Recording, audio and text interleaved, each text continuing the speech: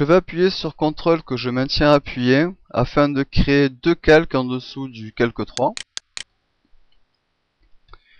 Maintenant j'appuie sur CTRL, je reviens chercher la sélection en cliquant dans la vignette du calque 3 qui est notre barre chromée. Je viens sur le calque 4. Je réinitialise mes couleurs en appuyant sur D. Je bascule ici pour avoir en premier plan la couleur blanche. Je viens ensuite chercher l'outil pot de peinture.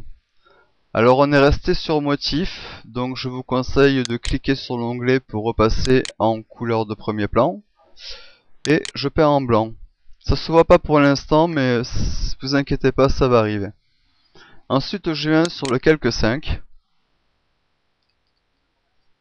Je bascule pour avoir en couleur de premier plan le noir.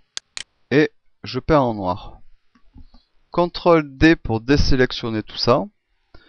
Je reviens sur le calque 4 et avec la touche directionnelle du clavier gauche et en étant sur la flèche de sélection noire,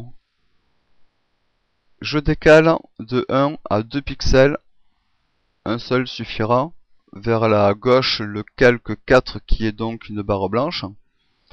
Je viens sur le calque 5 et je fais pareil vers la droite, comme ceci.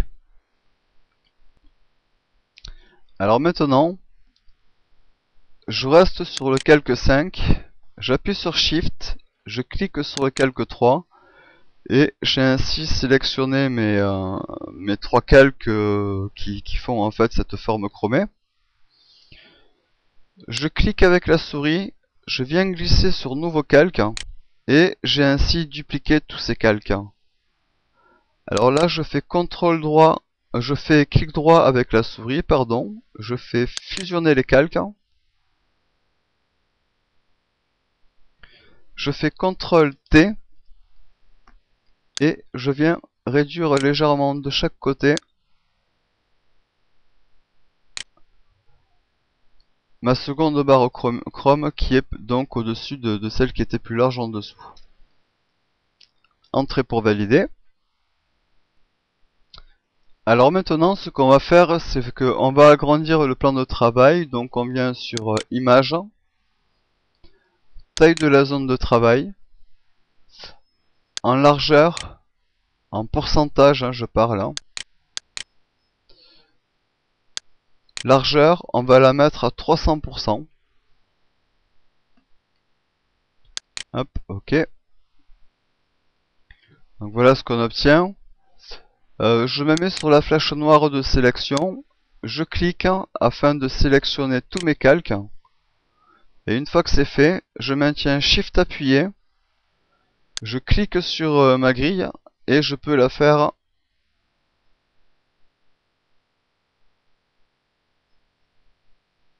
se déplacer par là.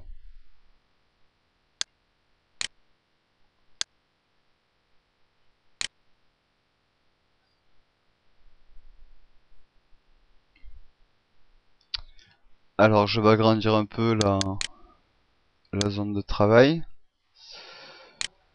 Maintenant ce qu'on va faire, c'est qu'on vient chercher l'outil rectangle de sélection.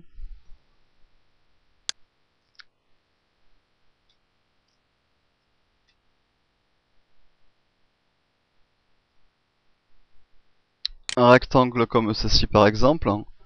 Je reviens sur l'outil dégradé. Vous voyez qu'ici, on a toujours notre dégradé que l'on a enregistré tout à l'heure qui est valable.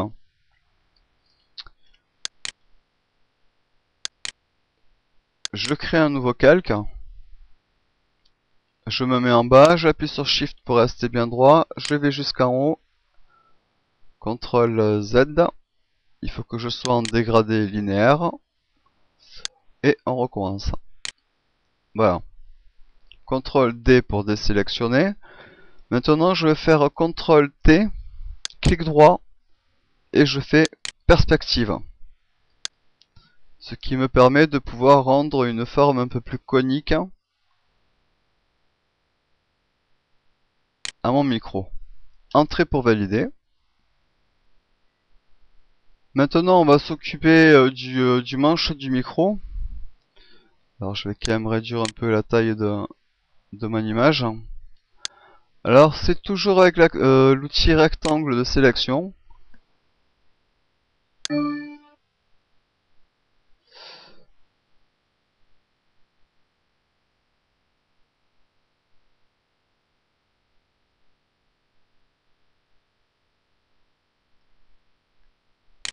Comme ceci par exemple. Je reviens encore sur mon outil dégradé.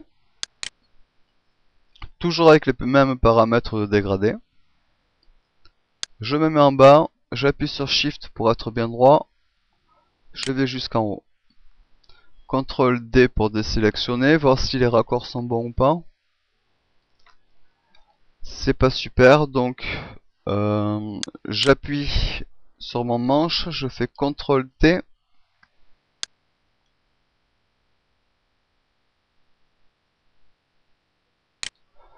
Entrée, pardon, CTRL Z. Il me faut créer un nouveau calque. Voilà.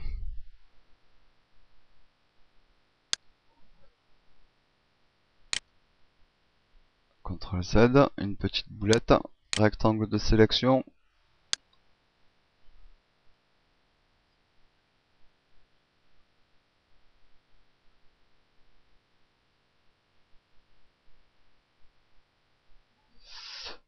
Je crée mon manche.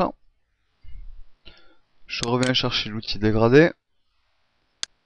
Shift pour être bien droit. Voilà, CTRL D pour voir si les raccords sont bons.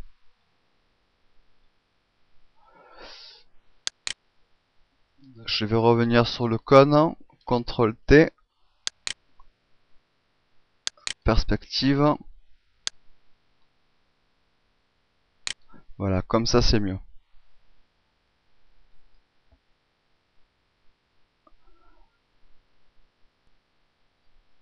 Maintenant, on va faire un effet de perspective sur le manche du micro.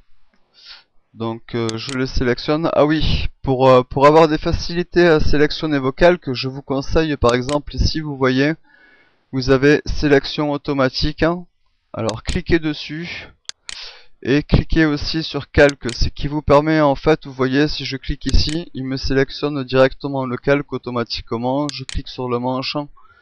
Il vient me chercher le manche. C'est assez intéressant quand vous avez beaucoup de calques que vous devez tous les renommer.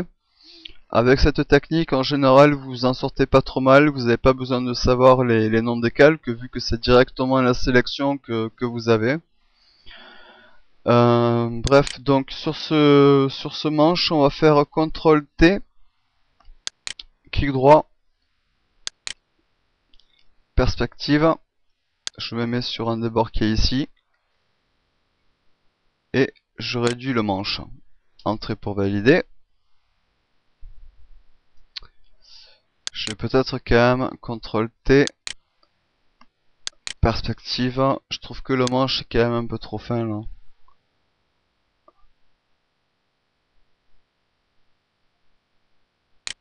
Voilà, comme ça par exemple.